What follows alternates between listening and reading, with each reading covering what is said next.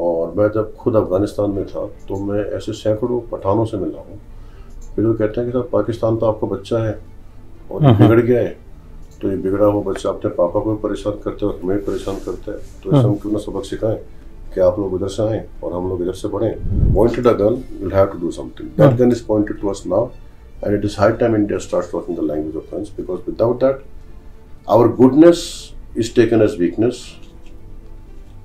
and our humanity is now getting humiliated because of somebody else's arrogance, and that is unacceptable. मैंने अपने आंखों से देखे हैं अमेरिका के बिल्कुल कंटेनर के कंटेनर हथियार तालिबान के हाथ में लगे, ब्रांड न्यू राइफल्स हैं, मोटार्स हैं, मोटार के शॉट्स हैं, उसके अलावा आरपीजी की गन्स हैं, नाइट विजन गॉगल्स हैं, स्नाइपर राइफल्स हैं, तालिबान के हाथ में जा रहे हैं। पाकिस्तान के लोगों को खासतौर से, आवाम को, जनता को, जनरल्स को ये बताना चाहता हूँ कि आपके तमाम आरोप न सिर्फ बेबुनियाद हैं बल्कि बेवकूफ़ी से भरे हुए हैं, क्योंकि अगर RNDW वाकई में चाहती तो किसी भी वक्त उसके लिए ऐसा कुछ करना तो बिल्कुल भी मुश्किल नहीं है।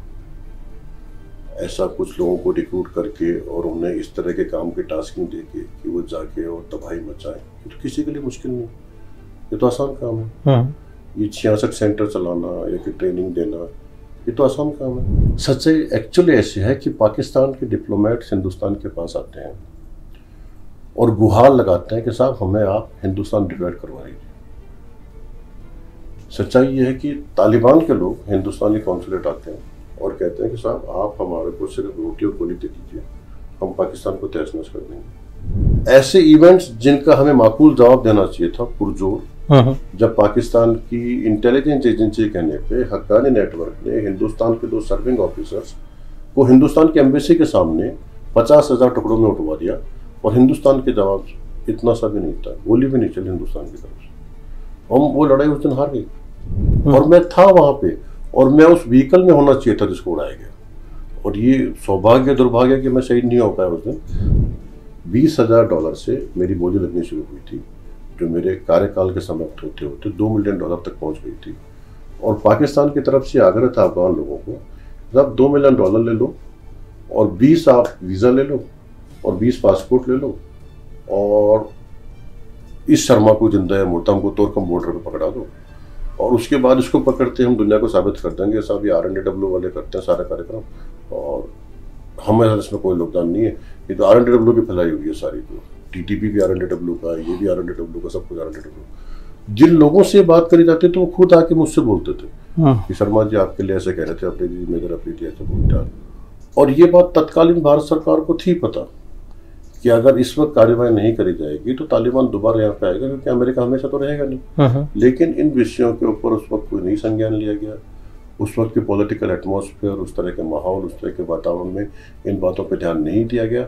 पाकिस्तान के मंसूबे उसके चलते लगातार बढ़ते गए। उन्होंने हमारे साथ पहले लोगों को मरवाया, फिर हमारे साथ 26/11 करवाया और परिणति 15 अगस्त को हमने देखी, जो कि काबुल में हुई। ताजिक सोजैनिटी नहीं स्वीकार्य है किसी भी पठान को, भले से वो किसी भी कौम का, किसी भी कबीले का या किसी भी आइडियोलॉजी को हो, वो पश्तूनवली के खिलाफ है। कल को एक जनरल साहब का दिमाग बदल गया, एक ब्रिगेडियर साहब का दिमाग बदल गया कि साहब ये तो ज़्यादा अच्छा कर रहे हैं, और उन्होंने पाकिस्तान की एक न्यूक्लियर दे दिया तालिबान को। उसके क्या कॉन्सिक्वेंसेस हो सकते हैं, इसका कोई असेसमेंट है? भारत के लिए एक ऐतिहासिक चुनौती से भरा हुआ समय है ये, और ऐसी ऐतिहासिक चुनौती जो कारगिल 1971, 1965 और शायद 1947 से बड़ी है। पाकिस्तान के विदेश मंत्री अत्यंत प्रसन्न मुद्रा में मुदित हुए दुनिया के सामने बता रहे कि साहब देखो हमने कही थी ऐसा कर देंगे तो हमने कर दिया। लेकिन मैं उन्हें आगाह करना चाहता हूँ, निवेदन करना चाहता हूँ, रिक्वेस्ट करना चाहता हूँ कि आग से न खेलें। घर जल सकता है, हाथ जल सकते हैं, चेहरा जल सकता है, और भी बहुत कुछ हो सकता है।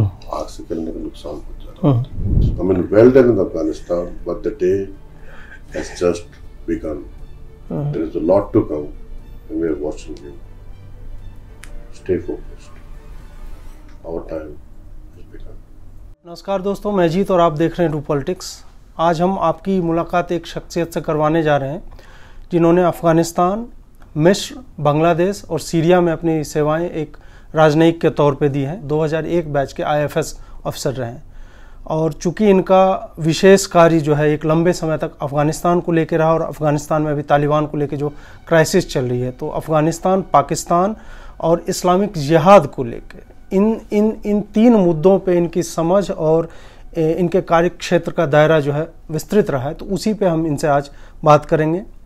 राजीव कृष्ण शर्मा जी, आपका बहुत बहुत स्वागत है इस प्रोग्राम में।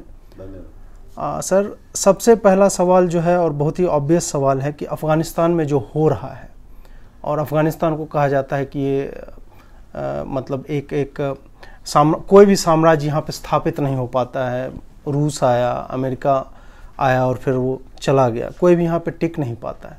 वहाँ की सिचुएशन ऐसी क्यों है? वो क्या एक कॉम्प्लेक्स सोसाइटी है कि इतना मेसी और एकदम मतलब तबाही ही वहाँ पे, मतलब वहाँ से खबरें जो आती हैं वो इसी तरह की आते हैं? ऐसा सिचुएशन वहाँ पे क्यों है?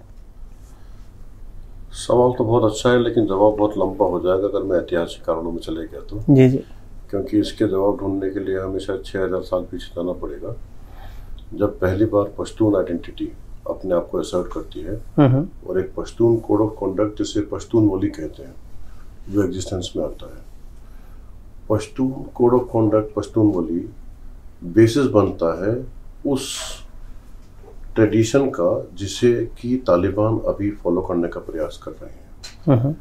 इस्लाम तो 1400 साल पुराना है, लेकिन पठानों का इतिहास 6000 साल पुराना है। उस 6000 साल में पश्तून बोली का दखल रोज होता है उनके जीवन में, कम से कम 100 दफे। तो उनका जो इस्लाम की समझ है वो भी पश्तून बोली की समझ से ही कलर्ड है। ऐसा नहीं है कि वहाँ पे हमेशा मारकाट या मैसी सिचुएशन ही रही है। वहाँ पे ऐसी सिटीज है पुरानी, हेरात है, बल्ख है, जो कि पिछले 1000-1500 साल से सिविलाइजेशन के सेंटर्स रहे हैं, लर्निंग के सेंटर्स रहे हैं, ट्रेड के सेंटर्स रहे हैं, कल्चर के सेंटर्स रहे हैं। बड़े पोएट्स हुए अफगानिस्तान के अंदर, रहमान बाबा।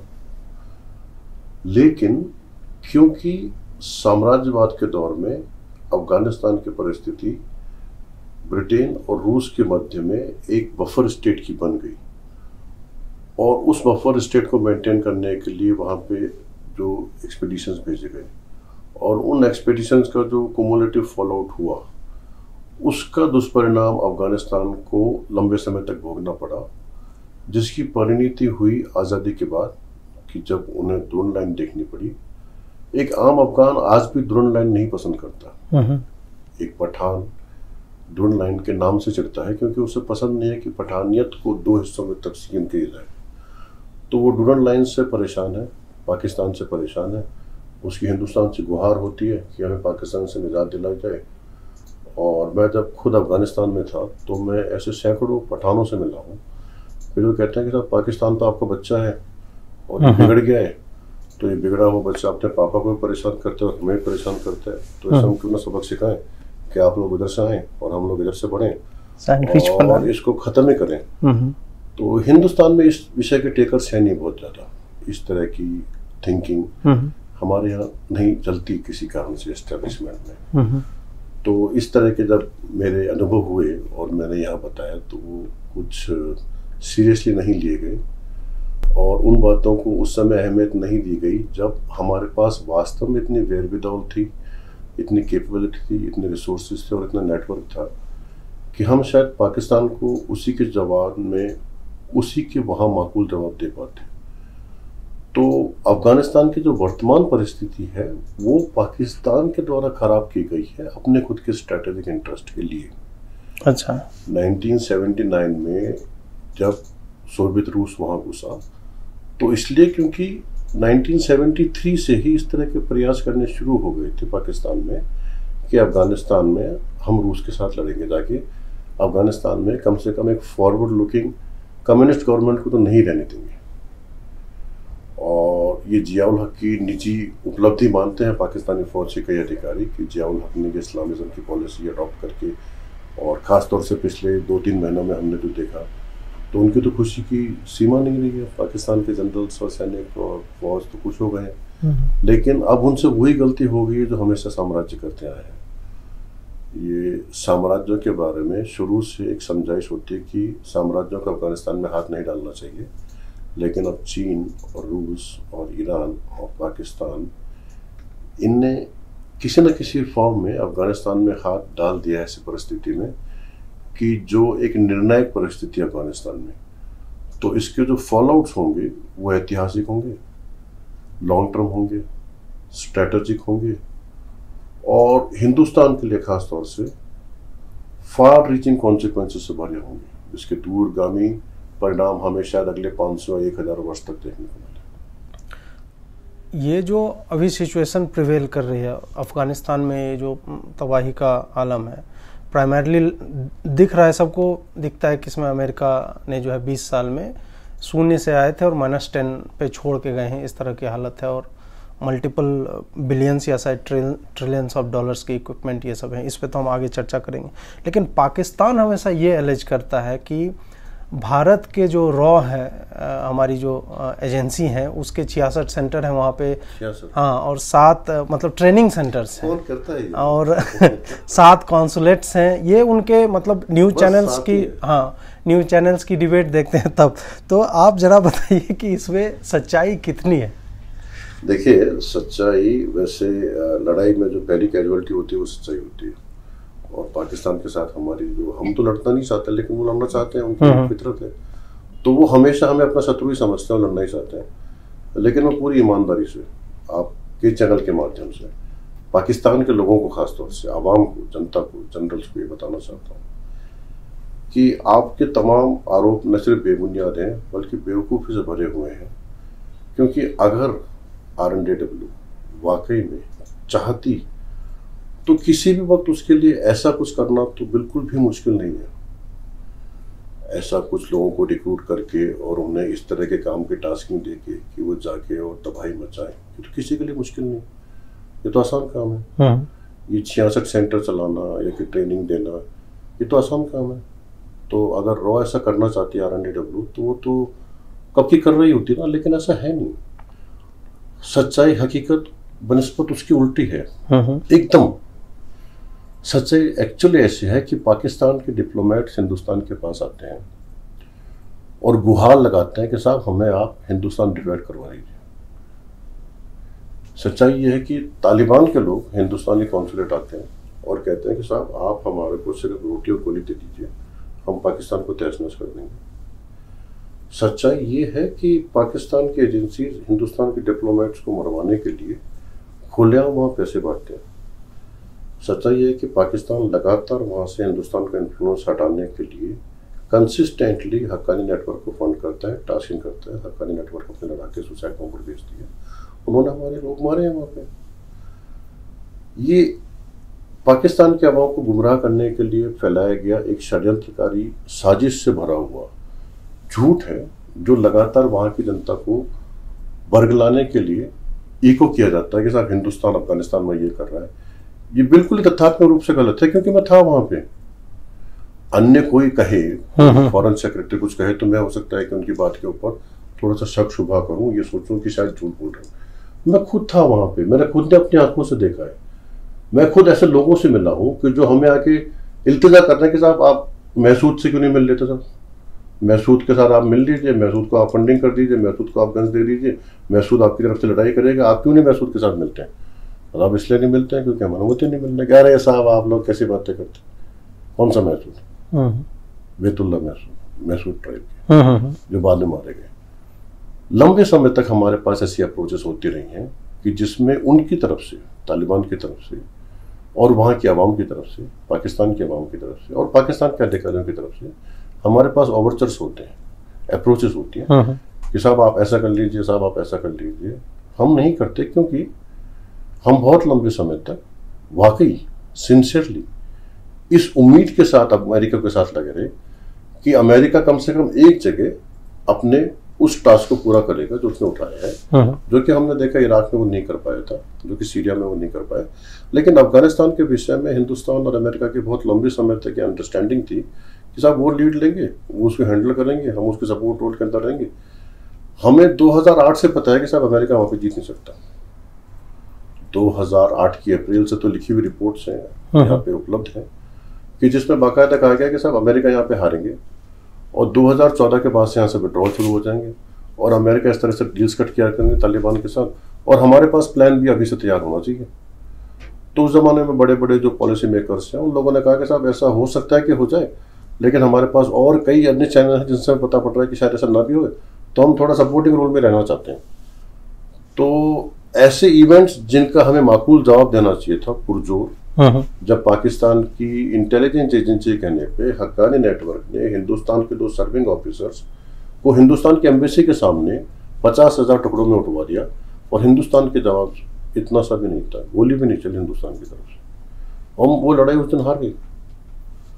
आपके सर्विंग ऑफिसर्स को आपके एम्बेसी के सामने हक्कानी नेटवर्क की सुसाइड बॉम्बर की कार आके उड़ा दे और आपकी तरफ से अगर तवज्जो फायर ना हो तो आपको लड़ाई उस दिन हार गए। और मैं था वहां पे और मैं उस व्हीकल में होना चाहिए था जिसको उड़ाया गया। और ये सौभाग्य दुर्भाग्य कि मैं शहीद नहीं हो पाया उस दिन, लेकिन इस बात का मेरे ऊपर कई बात वो हुआ कि साहब आप उस व्हीकल में होने चाहिए थे, क्यों नहीं थे। मेरे खुद के डिपार्टमेंट ने भी इस बात की पूछताछ करी कि साहब इसलिए नहीं था क्योंकि मैं रात को चले गया जलालाबाद, मेरा जरूरी काम था, मीटिंग सुबह आ गई, आपको तो यहाँ पे रहना चाहिए था, लेकिन मैं चले गया। तो मैं जो बताना चाह रहा हूँ इन मसलों से ये है कि उस जमाने में हिंदुस्तान का पूरा फोकस अपने खुद के इकोनॉमिक डेवलपमेंट पे, अपने खुद के एक यूथ को डेवलप करने के लिए हिंदुस्तान का फोकस रहा उन चीज़ों के ऊपर। पाकिस्तान का फोकस रहा हिंदुस्तान को परेशान करने के लिए। अफगानिस्तान में हमारी लड़ाई एसिमेट्रिक हो गई क्योंकि हम बात करना चाहते हैं उन विषयों की जिसके लिए समझदार लोगों की आवश्यकता होती है, जैसे कि बच्चों की पढ़ाई, जैसे कि महिलाओं के अधिकार, जैसे कि रोजगार, जैसे कि भविष्य, इंफ्रास्ट्रक्चर हो गया। पाकिस्तान जो बात करना चाहता है वो है 1400 साल पुरानी, जैसे कि हूरें, जैसे कि जन्नतें, जैसे कि 70 टिकट। तो मैच तो होगा नहीं ना सब। तो इसलिए हम उस लड़ाई को उनके नियम कायदों से खेलने के लिए बाधित न होके अपने रूल्स ऑफ एंगेजमेंट को डिफाइन करते हुए हम कभी भी ये प्रयास ही नहीं करें कि पाकिस्तान को डिस्टेबलाइज करें। हम कर सकते थे बहुत बुरी तरीके से। हमारे पास वेर विदौल था एक समय में, नूरिस्तान से लेके और आप नूरिस्तान, कुनार, लगमान, नंगरहार, खोस्त, पक्तिया, पक्तिका, गर्देज, गजनी, यहाँ सभी जगह जो गवर्नर्स थे, जो पुलिस के चीफ थे, बॉर्डर पुलिस के चीफ थे, पब्लिक इलेक्टेड रिप्रेजेंटेटिव्स थे, उन सभी लोगों की हिंदुस्तान से न सिर्फ मदद के लिए रिक्वेस्ट थी बल्कि सब लोग कह रहे थे कि साहब इस बार ये काम नहीं करोगे तो कभी हो नहीं पाएगा। और ये बात तत्कालीन भारत सरकार को थी पता कि अगर इस वक्त कार्रवाई नहीं करी जाएगी तो तालिबान दोबारा यहाँ पे आएगा, क्योंकि अमेरिका हमेशा तो रहेगा नहीं। लेकिन इन विषयों के ऊपर उस वक्त कोई नहीं संज्ञान लिया गया। उस वक्त के पॉलिटिकल एटमॉस्फेयर, उस तरह के माहौल, उस तरह के वातावरण में इन बातों पर ध्यान नहीं दिया गया। पाकिस्तान के मंसूबे उसके चलते लगातार बढ़ते गए। उन्होंने हमारे साथ पहले लोगों को मरवाया, फिर हमारे साथ 26/11 करवाया और परिणति 15 अगस्त को हमने देखी जो कि काबुल में हुई। अब समस्त भारतवर्ष के मीडिया के और स्ट्रेटेजिक कम्युनिटी के और विदेश मंत्रालय के लोगों से मेरी खुद की एक निजी इल्तजा है कि मतलब आप तारीख भी नहीं देखते हो 15 अगस्त है। ये सारा काम 14 अगस्त को नहीं हुआ, 16 को नहीं हुआ, 15 को क्यों हुआ? और क्या हुआ था 15 अगस्त को? मुजीबुर रहमान की हत्या हुई थी 15 अगस्त को। तो ये पाकिस्तान की तरफ से आपको क्लियर स्टेटमेंट है कि साहब आपकी 15 तारीख को हमने ऐसा कर दिया है। तो हमारी तरफ से उनको जीत का गुलदस्ता भिजवा देना चाहिए और कह देना चाहिए कि भाई आपने एक तो जीत ली, लेकिन आपको यहाँ से जीत के जाने नहीं देंगे, अब आप यहाँ पे हारोगे। और हिंदुस्तान के पास एक लॉन्ग टर्म स्ट्रेटेजी है अफगानिस्तान को लेके, जो कि हम बात करने के लिए अधिकृत नहीं है, लेकिन लोग काम कर रहे हैं। और पाकिस्तान और अफगानिस्तान और चीन और ईरान और रूस मिलकर जो भी ये खेल खेलना चाह रहे हैं वहाँ पे, उसके सफल होने की संभावना है। भारत के रिजॉल्व, विल और कमिटमेंट पे है कि अगर भारत सोच ले कि हमें लड़ना है वहाँ पे तो भारत ही जीतेगा। और अगर भारत और सोचे कि 20 साल हम करके देखते हैं तो 20 साल तक वो जीतेंगे, फिर हम जीतेंगे। इसी क्वेश्चन मतलब उत्तर से लीड करते हुए अगला क्वेश्चन है कि पॉलिसी लेवल पे क्या क्या मतलब ग्लेयरिंग लूप होल्स हैं भारत के अफगानिस्तान पॉलिसी को लेकर? क्या हम हमेशा सॉफ्ट पावर में ही, आप ही ने कहा कि जैसे हम एक सपोर्टिव रोल में ही रहना चाहते हैं थे, क्योंकि अमेरिका वहाँ पे था। तो और क्या उस तरह की चीज़ें हैं कि हम सॉफ्टली, जैसे उधर डैम बनवा देना, हमने पार्लियामेंट बिल्डिंग बनवा दिया, इस तरह की चीज़ें होती हैं, लेकिन हार्ड पावर का यूज करने में नॉर्थ और साउथ ब्लॉक दोनों ही है, जो एक मतलब एक हेजिटेंसी दिखती है उनके अप्रोच में। वो हमारे भारतीय होने के संस्कारों में निहित है। महाभारत में जब हो रही थी तो हार्ड ऑप्शन हमेशा अंत में यूज करने के लिए बोला गया। महाभारत के समय पे भी एकदम अस्वीकार्य आधार पे भी कृष्ण बोले कि 5 गांव में लेके कर लो कोशिश, शांति अगर हो जाती तो 5 गांव पे कर लो, जो कि ब्लेटेंटली शायद अन्याय की बात हो। उन्होंने बोला कि शांति अगर होती तो कर लो। तो वो हमारे डीएनए में है। हम जब तक शांति रह सके उसको शांत रखना चाहते हैं। हार्ड ऑप्शन हम इसलिए लास्ट प्रेफर करते हैं क्योंकि वो हिंसा से भरा हुआ होता है। Hard option, every hard option is loaded with violence at the end of it. Violence is not what we prefer because violence doesn't bring permanent change. आप वायलेंस करके, अमेरिका ने जीत लिया अफगानिस्तान, 3 दिन लगे उनको, 20 साल के बाद खत्म होगी कहानी। अभी वायलेंस से तालिबान ने जीत ली, 3 महीने के बाद आप देखना शुरू करिएगा क्या होता है। वायलेंस पे हमारा इंसिस्टेंस नहीं है, वो हमारे लिए लास्ट ऑप्शन है। अगर हमारे ऊपर थोप ही दी जाएगी वायलेंस, जैसे कि पाकिस्तान चाह रहा है, पाकिस्तान चाह रहा है कि हमारे ऊपर अफगानिस्तान में वायलेंस थोप दी जाए।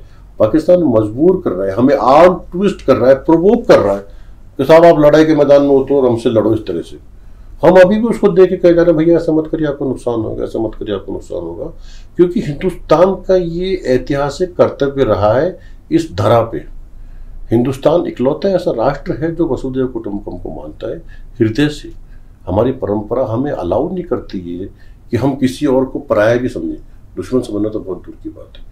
हम हृदय से चाहते हैं सर्वे भवन्तु सुखिनः। हमारे लिए पत्तियां और नदी और पहाड़ और फूल और बादल ये पवित्र वस्तुएं हैं, तो इंसान तो बहुत ज्यादा पवित्र है हमारे लिए। उस इंसान की हत्या करना या करवाना वो हमारे संस्कार हमें अलाउ नहीं करते, मगर वो हमारे ऊपर थोपते हैं। वो लगातार हमारे ऊपर हिंसा का आरोपण करते हैं, झूठे हमारे ऊपर फैब्रिकेटेड एलिगेशंस लगाते हैं, हमारे बारे में ऐसी बातें करते हैं। मेरे बारे में मैं निजी तौर पे जानता हूँ ये बात, मैं था वहाँ पे। $20,000 से मेरी बोली लगनी शुरू हुई थी, जो मेरे कार्यकाल के समाप्त होते होते $2 मिलियन तक पहुँच गई थी। और पाकिस्तान की तरफ से आग्रह था अफगान लोगों को, साहब $2 मिलियन ले लो और 20 आप वीज़ा ले लो और 20 पासपोर्ट ले लो और इस शर्मा को जिंदा है मुर्दा को तोरकम बॉर्डर पर पकड़ा दो, और उसके बाद इसको पकड़ते हम दुनिया को साबित कर देंगे साहब ये RNW वाले करते हैं सारा कार्यक्रम और हमें इसमें कोई योगदान नहीं है। ये तो RNW की फैलाई हुई है सारी, तो TTP भी RNW का, ये भी RNW का, सब कुछ RNW। जिन लोगों से बात करी जाती तो वो खुद आके मुझसे बोलते थे कि शर्मा जी आपके लिए ऐसे कह रहे थे, अफरीदी मेजर अफरीदी ऐसे बोलते हैं आपके लिए, क्योंकि उनके साथ तो मैं बैठता उठता हूँ ना। वहाँ के जो बड़े बड़े कबीले सरदार हैं, एक्स वॉरलॉर्ड्स हैं, गवर्नर्स हैं, पुलिस चीफ्स हैं, उनके साथ इंटरेक्शन में उन लोगों की दर्द और व्यथा का आप अंदाजा नहीं लगा सकते, जो कहते हैं कि पाकिस्तान ने हमको हमारे घर में हमारे समाज से और अपने आप से वंचित कर दिया, क्योंकि हम पाकिस्तान के गुलाम की तरह जीने के लिए मजबूर है। वो चाहता है वैसा होता है, जैसा पाकिस्तान चाहता है वैसा अफगानिस्तान में होता है। तो हम उस वक्त भी वो हार्ड ऑप्शन प्रेफर किए नहीं, अभी भी हम कर रहे नहीं हैं, लेकिन इवेंचुअली एक दिन ऐसा आएगा जरूर जब हिंदुस्तान को, अभी तक हम अफगानिस्तान में कोवर्ट ऑपरेशन करने की कैपेबिलिटी रखते हैं, लेकिन हम करते इसलिए नहीं है क्योंकि एक नेशन बिल्डिंग प्रोजेक्ट में हम होल हार्टेडली पार्टिसिपेट किए हैं पिछले 20 साल। खुद ही अपने प्रोजेक्ट को सबोटाज करने वाला इंटेलिजेंस एजेंसी इंडिया का तो नहीं है कम से कम। वो पॉलिटिकल कंसेंसस को स्वीकार करता है, इंडियन इंटेलिजेंस पॉलिटिकल मास्टर्स की सुनता है, इंडियन इंटेलिजेंस अकाउंटेबल है। इंडियन इंटेलिजेंस से गलती नहीं होती है जैसे पाकिस्तान इंटेलिजेंस में होते हैं कि ओसामा बिन लादेन घर में छुपा हुआ पता ही नहीं है कुछ। हिंदुस्तान में ऐसा नहीं होता, लेकिन हिंदुस्तान के पास वो कैपेबिलिटीज हैं, वो नेटवर्क है और वो विल है कि अगर वो चाहे तो पाकिस्तान अफगानिस्तान के बॉर्डरिंग इलाकों में पाकिस्तान को नागुत नहीं चबवा सकता अगले कई साल तक। लेकिन हम चाहते नहीं ऐसा करें, क्योंकि हमें पता है कि उससे पाकिस्तान के आवाम को नुकसान होगा, अफगानिस्तान के आवाम को नुकसान होगा। लड़ाई की आड़ में गरीबों का पैसा जनरलों के जेब में से होता हुआ हथियार बनाने वाले कॉन्ट्रैक्ट की जेब में चले जाएगा। वो हिंदुस्तान नहीं चाहता। हिंदुस्तान चाहता है कि गरीब का पैसा गरीब को मिले, उसकी पढ़ाई के लिए मिले, उसके मकान के लिए मिले, उसकी दवाई के लिए मिले। एक जो बड़ा ग्लोबल कॉन्स्पिरेसी वॉर का नाम लेके टैक्स मनी, बड़े इंडस्ट्रियल मिलिट्री कॉम्प्लेक्स होता है। हिंदुस्तान की इंटेलिजेंस उसके बारे में हमेशा से आगाह करती रही पॉलिसी मेकर्स को, और बताती है कि इसको काउंटर करने के लिए आपको हार्ड मेजर्स लेना इवेंचुअली कंपल्सिव हो जाएगा, क्योंकि एक समय तक ही आप हथियार की लड़ाई दिमाग से लड़ सकते हैं। When you're like pointed a gun, you'll have to do something. That gun is pointed to us now, and it is high time India starts talking the language of guns, because without that, our goodness is taken as weakness, and our humanity is now getting humiliated because of somebody else's arrogance, and that is unacceptable. ये स्वीकार ही नहीं है।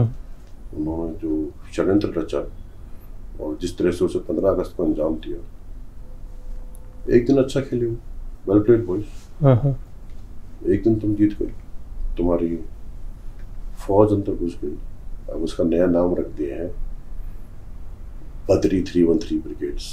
तो तालिबान होते हैं और फौज होती है। तो अब तालिबान ऐसा कह रहे हैं कि हमने साथ ट्रेनिंग करी थी इस बदरी ब्रिगेड की, जो कि पाकिस्तान के रेगुलर से। अच्छा। तो तालिबान के बेस में अब पाकिस्तान के रेगुलर आर्मी काबुल पहुंच चुकी है और व्यवस्थाएं संभाल ली गई है, और पाकिस्तान के विदेश मंत्री अत्यंत प्रसन्न मुद्रा में मुदित हुए दुनिया के सामने बता रहे कि साहब देखो, हमने कही थी ऐसा कर देंगे तो हमने कर दिया। लेकिन मैं उन्हें आगाह करना चाहता हूँ, निवेदन करना चाहता हूँ, रिक्वेस्ट करना चाहता हूँ कि आग से न खेले। घर जल सकता है, हाथ जल सकते हैं, चेहरा जल सकता है, और भी बहुत कुछ हो सकता है। आग से खेलने का नुकसान बहुत ज्यादा होता है। सर, आपने कहा कि तालिबान जो ये पावर ग्रैब किया अभी, और ये 3 महीने के बाद जो है इसके जो भी इम्प्लीकेशंस सही वाले होंगे वो आने शुरू हो जाएंगे। पाकिस्तान का भी इन्वॉल्वमेंट हो रहा है, लेकिन वहीं दूसरी तरह ये भी हम देख रहे हैं कि पिछले कुछ दिनों में 3-4 डिस्ट्रिक्ट्स या स्ट्रॉन्ग होल्ड्स जो है उन्होंने वापस रेबल्स, एक नॉर्दर्न अलायंस करके अमरुल्लाह साले और अहमद मसूद, इनके जो लोग हैं वो रेबल आर्मी बन के फाइट कर रहे हैं उनसे। तो क्या उनके पास इतना स्ट्रेंथ है कि they can take back power from Taliban, या मतलब ये एक ऑनगोइंग चलता ही रह जाएगा वहाँ पर वायलेंस का साइकिल आपसी में? वायलेंस तो चलेगी, एक्टर्स बढ़ जाएंगे, इवेंचुअली तालिबान अपना हाथ झाड़ लेगी और नॉन स्टेट एक्टर्स आके इस लड़ाई में जुटेंगे, जैसे कि आईसिस और अल-कायदा। और तालिबान को क्योंकि लेजिटिमेसी मिलना शुरू हो गई है चीन से, रशिया से, ईरान से, पाकिस्तान से, तो वो उस लेजिटिमेसी को बरकरार रखने के लिए इस लड़ाई को आउटसोर्स कर देंगे। अच्छा। अन्य ग्रुप को, जैसे लश्कर तैयबा, अन्य ग्रुप, और पंजशेर में रहेंगे वो लोग। अगर वो लड़ सकते तो अभी लड़ सकते थे, वो लड़के दोबारा काबुल पे कब्जा करने लायक हिम्मत अभी नहीं है पंजशेर में, लेकिन पंजशेर को बचा के रखने की हिम्मत अगले कई साल तक। और लड़ाई अगर चलती रहती है तो जीत किसी भी एक तरफ की होना बहुत मुश्किल है। लेकिन अगर प्योरली मिलिट्री टर्म्स में देखा जाए तो क्योंकि पाकिस्तान उसके साथ लगा हुआ है, उसके लॉजिस्टिक सप्लाई है, स्पेशल फोर्सेस की यूनिट्स उसके साथ, और इधर कोई भी है नहीं। पहले पिछली बार जब 96 में नॉर्दर्न अलायंस को सपोर्ट था बहुत ज्यादा, हम लोग भी कुछ सपोर्ट करते थे, कुछ चल रहा था। अभी उसके पास सपोर्ट नहीं है बिल्कुल, और उनके जो एडवर्सरी उनके पास बहुत ज्यादा सपोर्ट है। तो वो कब तक सस्टेन कर पाएंगे ये अपने आप में एक बहुत बड़ा क्वेश्चन है। वो प्लस उसमें एक तरह का पैन अफगान एंगल उनकी तरफ से है, लेकिन जो पश्तून लोग हैं उनमें एक नेचुरल हेजिटेंसी होती है ताजिक को ज्वाइन करने में या हजारा को ज्वाइन करने में।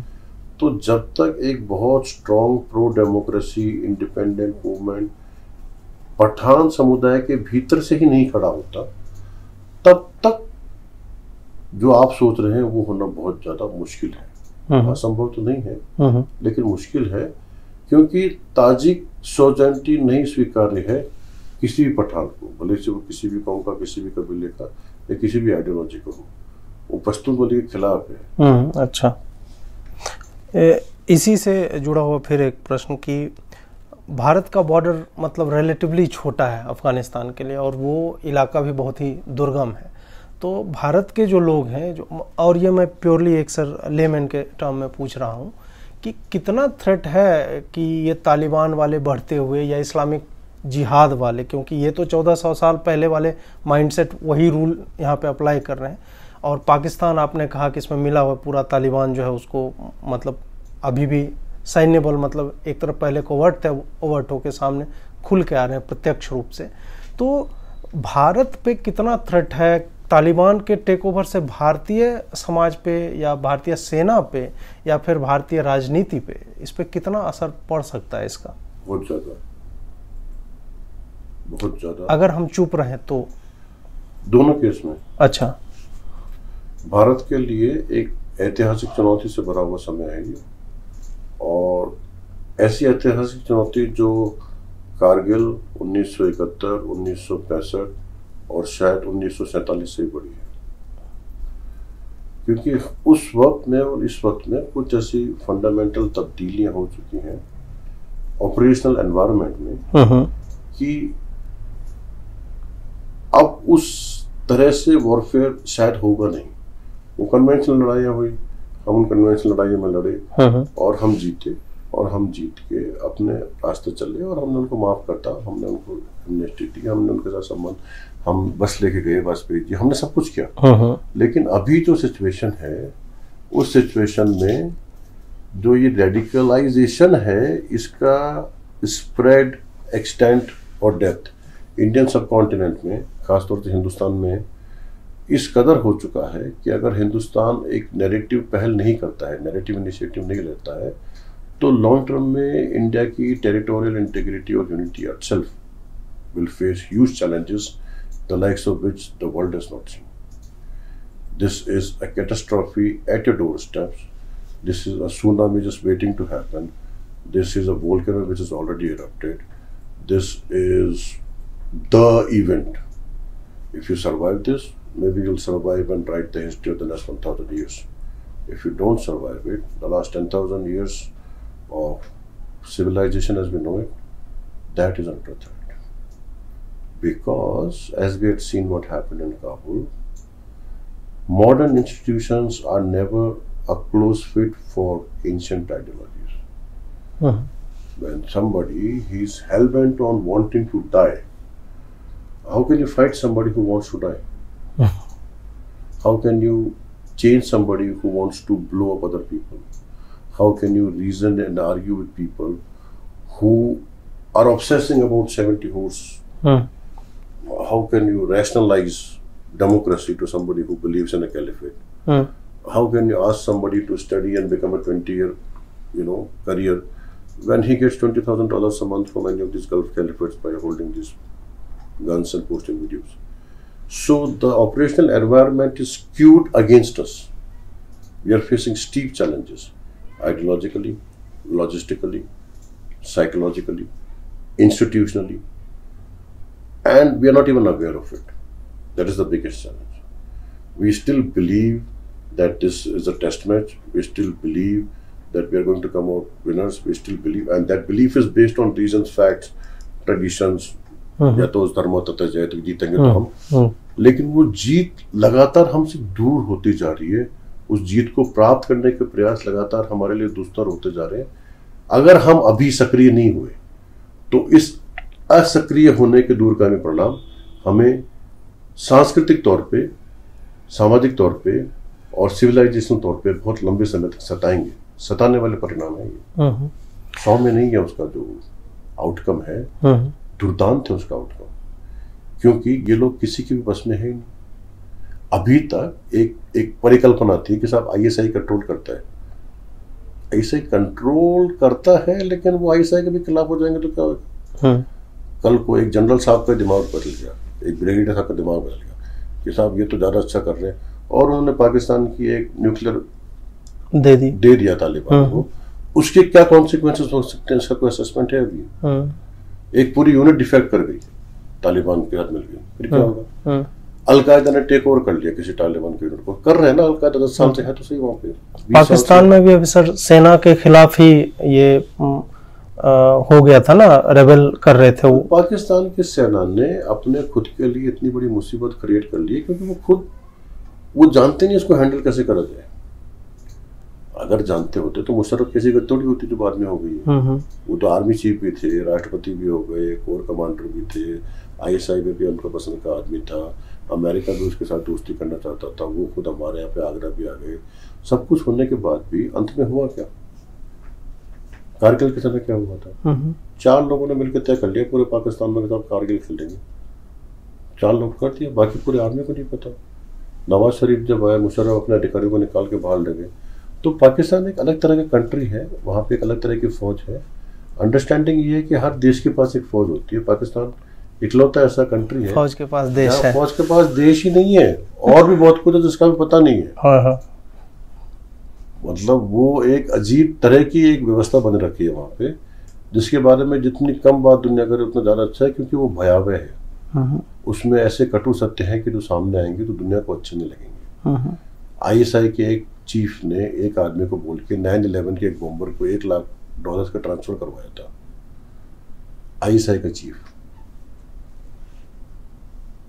खुद बोल के $1 लाख का ट्रांसफर उस आदमी को करवाया था जो 9/11 के 19 लोगों में से एक था।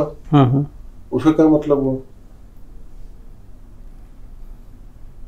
कई ऐसे विषय हैं कि जो संजीदा है, इसलिए उनको सीक्रेटिव रहने दिया जाता है ताकि चलता रहे। The show has to go on, but the Pakistani army show, it is full of skeletons.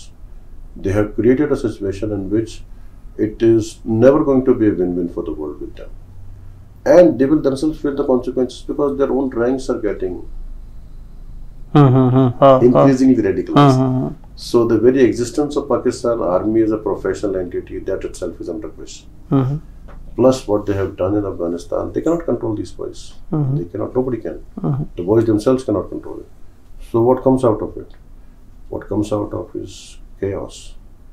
India has the capability to create some kind of an order out of this chaos. But whether or not we have the real will, intent to actually do this, that is what is under question right now. The capability is there, the will, that is the question. Pakistan से थोड़ा America की तरफ चलते हैं कि पाकिस्तान ने तो ठीक है उनके कंट्रोल में ये रहने, अमेरिका को ये कन्फ्यूजन था कि things are under control. In fact मार्च का भी नहीं, अभी मतलब अगस्त के ही पहले वीक तक का स्टेटमेंट, चाहे जो बाइडन हो या जेक सलिवन हो या उनके व्हाइट हाउस के स्पोक्स पर्सन हो, वो अलग खुमारी में थे कि नहीं एवरीथिंग वहाँ सब कुछ ठीक चल रहा है। और आज समस्या ये है कि 31 अगस्त का उनको डेडलाइन दिया हुआ है तालिबान ने कि अपने लोगों को इवैक्यूएट करो, अदरवाइज वो तुमने जो एक हमारे साथ करार किया था, ट्रंप के समय में शायद हुआ था, उसका ये वायलेशन होगा और फिर हम जो भी होगा हम अपने लेवल्स देखेंगे। उन्होंने वॉरलॉर्ड्स को फंडिंग की, कबीलाई सरदारों को, और ये बता नहीं पा रहे हैं, टीवी पे आके इनफैक्ट बोल रहे हैं कि हमें पता नहीं है कि हमारा ट्रिलियंस ऑफ डॉलर्स का हथियार किसके पास है, किस मात्रा में है, उसको क्या रूस वाले उनकी मतलब ये हास्यास्पद है सर कि उनको इस बात से नहीं है चिंता कि वो तालिबान के पास जाएगा तो लोगों को मारने में यूज करें। उनकी चिंता ये है कि हमारे जो हेलीकॉप्टर हैं वो रसा जो है रिवर्स इंजीनियर ना कर ले, वो चीन वाले ना कर लें। तो ये जो प्रायोरिटीज जो हिली हुई हैं इस राष्ट्र की, उसको लेके मतलब उसको कैसे देखते हैं अफगानिस्तान के कंटेक्स्ट में, और भारत का एक ये मित्र राष्ट्र होने का जो दावा करता है अमेरिका, उसके कंटेक्स्ट में? देखिए, मेरी नज़र में इस विषय पे कभी भी कोई कंफ्यूजन था नहीं। 2003 से 2003 में पहले बार मैं इजिप्ट में था, अमेरिकन यूनिवर्सिटी इन कायरो पढ़ता था। मेरी आंखों के सामने 4 सेमेस्टर में पढ़ा था वहाँ पे, हालत बिल्कुल बदल गए थे। अमेरिकन यूनिवर्सिटी के भीतर ऐसे विद्यार्थी थे जो क्लास छोड़ के और छत पे खड़े होकर अजान लगाना शुरू कर दिए थे विश्वविद्यालय में, अमेरिकी विश्वविद्यालय, जहाँ वहाँ सबके संभ्रांत लोग आते हैं। आर्मी के जनरल्स के बच्चे पढ़ते हैं, इंटेलिजेंस के बच्चे पढ़ते हैं, $20,000 वहाँ पे तनख्वाह है। ये कायरो विश्वविद्यालय नहीं, ये अमेरिकन विश्वविद्यालय। उसमें ऐसे लोगों का होना कि जो अपने कक्षा के बीच में से उठ के जाके और अजान दे के नमाज पढ़े और अपने सर पे ऐसे काले वाले टीके सर को घिस घिस के लगा दे। तो ये मैंने अपनी आंखों से देखा और मैं इसको बताया लोगों को जो इस विषय में वहां पे भी यहाँ पे भी कि साहब ऐसा ऐसा हो रहा है, ये तो रेडिकलाइज हो रहा है मसला। वहां पे बुर्का पहन के पूरा काला वाला लड़कियां यूनिवर्सिटी में आने की जिद करने लग गई और लड़ने लग गई सिक्योरिटी वालों से। कौन लड़कियां? जो पिछले सेमेस्टर में पार्टियां कर रही थी, बियर पी रही थी। तो ये रेडिकलाइजेशन तो आप अपनी आंखों से देख रहे हैं ना। उससे आपको क्या पता पड़ रहा है कि वो केंद्र अमेरिका के द्वारा फंडेड जो अरब नेशन के बीचम बीच इसी कार्य को करने की जिम्मेदारी रखता था कि इस अमेरिकन वैल्यूज को फैलाया जाए, उस केंद्र के भीतर जब रेडिकलाइजेशन इतना ज्यादा हो गया तो आपको ये तो पता था कि साहब ये ज्यादा दिन चलेगा नहीं अभी अमेरिका के खेल। और 2008 में तो बिल्कुल साफ ये तो लिखित रिपोर्ट है कि साहब अमेरिका तो डील्स कट करेगा, क्योंकि तब उन्होंने करना शुरू कर दिए थे। अमेरिका की फौज का ऐसा नहीं है कि लड़ने का दमखम नहीं है, लेकिन उनके जो स्ट्रक्चर्स हैं, उनके जो प्रोसेसेस हैं, जो मैं आपसे निवेदन किया था,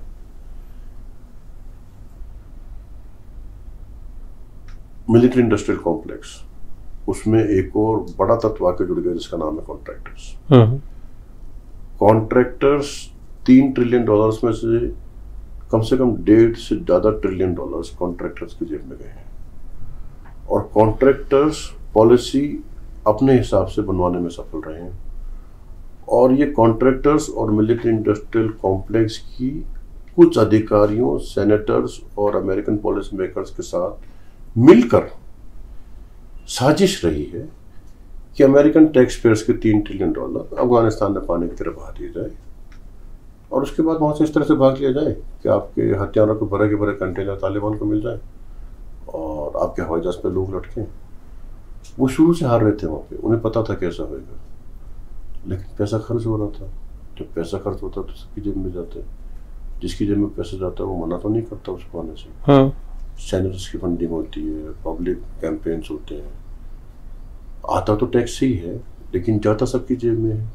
तो ये वॉर का एडिफाइस खड़ा करके पीछे एक वॉर इकोनॉमी लगातार रन करती रहती है, जो अमेरिका के केस में शायद फर्स्ट वर्ल्ड वॉर के बाद से अभी तक रुकी नहीं है।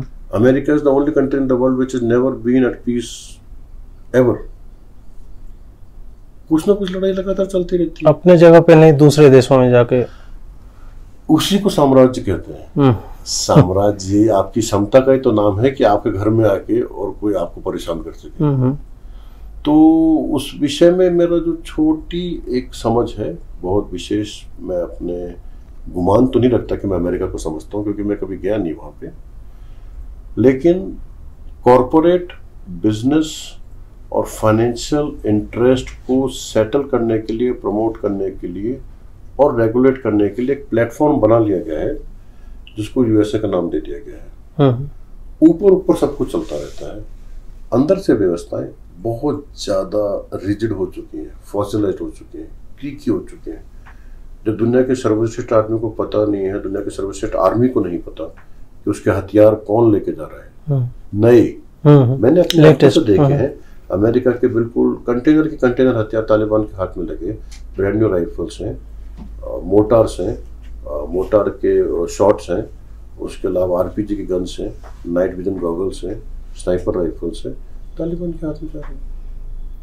तो ये हमारे मन में प्रश्न तो पैदा करता है कि आज आप भी अपना घर खाली करेंगे तो इस बेदर्दी से तो नहीं करेंगे कि आपके सामान किसी और के हाथ में लग जाए, और सामान नहीं हथियार ही आपको पहले से पता था ऐसा होने वाला है, फिर आप इस तरह से क्यों हैंडल किए उसे।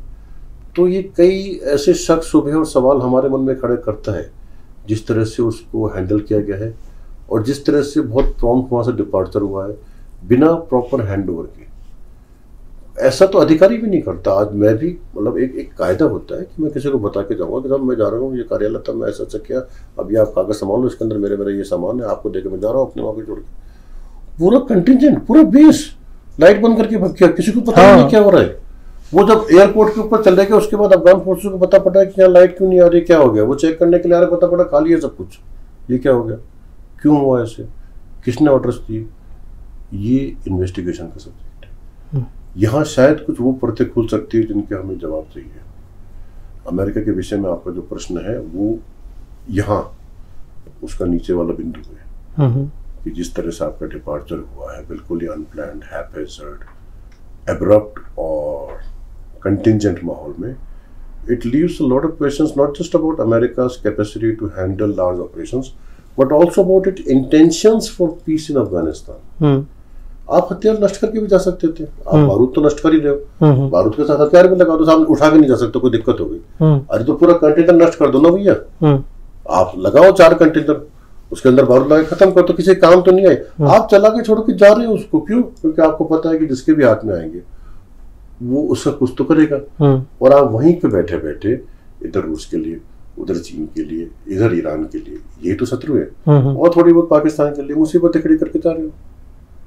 मुझे शक तो होता है देखो, लेकिन बड़े लोग हैं तो इसलिए मैं कहना नहीं चाहता ये सब बातें, आप समझ पा रहे हैं कि जिस तरह से ये हैंडल हुआ है उसमें कई ऐसे सवाल हैं जो रहस्य की कई परतों के पीछे हैं, उलझे हुए हैं, गुथे हुए हैं, जिसका जवाब दुनिया चाह रही है, अमेरिका को भी चाहिए कि पूछे ऐसे कैसे हैंडल किया। वहाँ भी आवाजें थोड़ी उठ रही हैं, हमने देखा कि यूनिवर्सिटीज के बच्चे या लेक्चरर्स सड़कों पे वो माइक लेके पूछ रहे हैं, मतलब बच्चों के पूरे अमेरिका के सारे बच्चे डेट फ्री हो जाते हैं। अमेरिका के अंदर एक मेजर क्राइसिस चलते है कि बच्चों के पास एजुकेशन रोजगार तो है नहीं, और लोन लेके पढ़ाई कर लिए, और अब वो गले के अंदर एल्बर्ट्रोस की तरह लटका हुआ है कि गर्दन टूट गई और बच्चों के लोन नहीं चुके जा रहे। इससे 1/3 के अंदर अमेरिका के सारे बच्चों के लोन चुक सकते थे, लेकिन उससे वो जो कैपिटलिस्ट व्यवस्था है उस पर प्रश्न लग जाते हैं, इसलिए वहाँ लोन माफ नहीं होते, वहाँ लड़ाइयाँ होती है, जहाँ पे इन्हीं बच्चों को भेजा जाता है ताकि वो आके दोबारा लोन लेके अपनी पढ़ाई कर सके। ये सर, ये जानबूझ के परपेचुअल एक वायलेंस के साइकिल में छोड़ के जाते हैं। सीरिया में भी इन्होंने लास्ट तक मतलब यही किया, पहले ये शायद शिनाख्त करते थे कि हम हथियार किनको दे रहे हैं असद के खिलाफ जो है लड़ने के लिए, और बाद में ये किसी को भी देने लगे थे, अपने एडवांस्ड राइफल्स हो या ऊपर से हमवी गिराना या आप तो बच्चों की बर्थडे पार्टी करिए कभी बच्चों की बर्थडे पार्टी होती है ना, तो शुरू में 3-4 बच्चे आते हैं, आपका काफी नियंत्रण होता है उनके ऊपर, कौन सी टोपी कौन देगा, कैसे पहनेगा, कौन सी पुपाड़ी बजाएगा, कहाँ बैठेगा, क्या गेम बोला। एकदम से 50 बच्चे आ जाते हैं, आप क्या करते हो, अरे यार तुम पकड़ो यार, मेरे को तुम संभाल लो, ये ऐसे ही करते हो ना। ये धंधा ही ऐसा ही है, एक समय के बाद सबको पैसा मिलना शुरू हो जाता है। एक समय के बाद सीरिया में ऐसी सिचुएशन मैंने अपनी आंखों से देखी है कि पड़ोसियों ने 4 ने मिलकर गन्स बना ली, चाइना की गन्स, प्लास्टिक की, उसके ऊपर पानी के जो पाइप्स होते हैं उनको ऐसे बना के लंबी गन्स बना के और फोटो खिंचवा रहे, नीचे कुछ नाम लिख दिया कि सामने फलानी जमात है, उसकी फोटो ले लेके ट्विटर से अन्य माध्यमों से गल्फ तक पहुंचाएगी। $20,000 आ गए उनके पास कि ठीक है साहब आप भी लड़िए, आप तो मेहनत कर रहे हैं, इतने वीडियो बना रहे हैं, इतना वो कुछ कर रहे हैं, एक फोटो होने से आपको $20,000 आने लग जाए, क्योंकि आप तो जिहाद कर रहे हैं ना। तो जिहाद से तो आसान से पैसे मिलते हैं, क्योंकि वो तो ज़कात का विषय होता है, वो धर्म का विषय होता है, उसको मिलना भी चाहिए। तो ऐसे बहुत सारी बन गई। तो अमेरिका क्या किया वहाँ पे, अमेरिका भाई तो लंबा विषय हो जाएगा, फिर आपका विषय हो जाएगा, लेकिन अमेरिका के विषय में एक बार दोबारा हम चर्चा कर सकते हैं, सीरिया के विषय में, क्योंकि मैं था वहाँ पे डेमस्कस में, और मैं तब भी कह रहा था कि मतलब ये गेम चलेगा नहीं कैपिटलिज्म का। अमेरिका की अफगानिस्तान में हार कैपिटलिज्म के पिछले 500 साल के इतिहास के ऊपर एक तरह का जो फाइनल पैकिंग रैप होने के बाद टेप लगता है ना, अब वो दोबारा वैसा नहीं हो सकता कभी भी। वेस्ट अब कभी भी वेस्ट नहीं होएगा, ईयू कभी भी दोबारा ईयू नहीं होएगा, अमेरिका कभी भी अमेरिका नहीं हो पाएगा, और कैपिटलिज्म नहीं हो पाएगा। उस सब के ऊपर टेप लगा दी आईएसआई ने, चीन के कहने पे, तालिबान का साथ लेके काबुल में। Welcome to the new reality where the Chinese are calling the shots everywhere through their friends sitting in Rawalpindi posing as generals. अंतिम प्रश्न है सर भविष्य को लेके कि इकोनॉमिक फ्यूचर तो दिखता नहीं है, चाहे पाकिस्तान हो या अफगानिस्तान, ये यहाँ पे जो भी लोग पैसा लगा भी रहे हैं तो there is no return as such, कि मतलब जनरल मास तक, आपने बोला गरीब लोगों के पास तो पैसा जा नहीं रहा है। जनरल्स के ये पापा जोन्स वाला फंसा था अभी इनका एक जनरल, इसी तरह के आर्मी ऑन करती है, उनका सीमेंट का फैक्ट्री आर्मी वालों का है, उनका मतलब खेत आर्मी वालों के हैं, रेजिडेंशियल कॉम्प्लेक्सेस आर्मी वाले बनाते हैं। तो अफ़गानिस्तान में अगर मान लेते हैं कि तालिबान ठीक है वहाँ पे है या पाकिस्तान की हेल्प से चल, गवर्नेंस के लिए तो पैसा चाहिए, वो पैसा आएगा कहाँ से? इसका फ्यूचर क्या है, फिनेंशियल फ्यूचर अफगानिस्तान का, पाकिस्तान का, या इस विचार का? विचार कह लीजिए जो भी। हाँ, देखिए, विचार का जो जड़ है वो एंटी कैपिटलिज्म में ही है। ये समझ ली गई है पाकिस्तान के जनरल्स के द्वारा बात कि दुनिया कैपिटलिज्म के साथ लंबे समय तक जिंदा नहीं रह पाएगी। और ये समझने के बाद उन्हें ये भी समझ में आ गया कि जो नया वर्ल्ड ऑर्डर है वो तो चीन ही लिखेगा, क्योंकि चीन ने एक नई तरह की व्यवस्था खड़ी कर दी, हाइब्रिड व्यवस्था, जिसमें कैपिटलिज्म भी है, स्टेट का भी कंट्रोल है, कम्युनिज्म भी है और सर्वेलेंस स्टेट भी है। तो जनरल्स ने बहुत समझदारी दिखाते हुए चीन के इस गेम में अपने आप को शरीक कर लिया। चीन का क्या गेम है? चीन को चाहिए लिथियम अफगानिस्तान से और चाहिए मिनरल्स। चीन को मिनरल्स और लिथियम की जरूरत इसलिए क्योंकि उसको बनानी है इलेक्ट्रिक कार्स फ्यूचर के लिए। इलेक्ट्रिक कार की बैटरी लिथियम आयन होती है, तो लिथियम वो वहां से निकालेगा। प्लस अपना जो उसके बेल्ट एंड रोड इनिशिएटिव है उसके जरिए उसको सेंट्रल एशिया के मार्केट मिल रहे हैं। तो चीन के लिए एक बहुत ही लो इन्वेस्टमेंट और high impact, low investment, high impact, high visibility, high credibility operation था, जिसमें पाकिस्तान उसके साथ लगा। तो जब तक चीन इनके साथ लगा रहेगा, माइनिंग करता रहेगा, तब तक ये चलता रहेगा। लेकिन जो पाकिस्तान के जनरल जियाउल हक के ज़माने से जिस ग्रैंड आइडियोलॉजिकल फाउंडेशन को लेकर चल रहे हैं वो ये है कि सब दुनिया इवेंचुअली कैपिटलिज्म के बाहर तो जाएगी। पोस्ट कैपिटलिस्ट सोसाइटी किस तरह की होगी? या तो एक डिस्टोपिया होएगा, या तो एक डिस्टोपिया होएगा, या तो एक रिवाइवल ऑफ अ यूटोपिया होएगा। क्योंकि जब सिस्टम्स क्रम्बल होंगे तो नया world order step by step तो नहीं बनेगा, ग्रैंड नैरेटिव होएगा। उन्होंने डिस्टोपिया को हटाने के लिए एक रिलीजियस रिवाइवल का रास्ता पकड़ रखा है कि हम सब रिलीजियस रिवाइवल करेंगे। रिलीजियस रिवाइवल से हम एक सेल्फ सस्टेनिंग इकोनॉमी क्रिएट कर लेंगे, जिसमें चाइना और रूस हमको मदद करेगा। हम यहाँ पे कारपेट भी बना के बेच लेंगे, तो हम इतने से मार्केट से, हमारा तो एक बड़ा सिस्टम बन गया ना। ये 4 और 1 5 हम मिलके हो गए, हमें वेस्ट की जरूरत ही नहीं है, ब्रिक्स हमें जरूरत ही नहीं है। तो हम तो ब्रिक्स की जगह नए प्रिक्स आ गए। We are the pricks of the world. Any prick, man, I mean, it has its own pride. So we give it to you guys. I mean, well done in Afghanistan, but the day has just begun. There is a lot to come, and we are watching you. Stay focused. Our time has begun.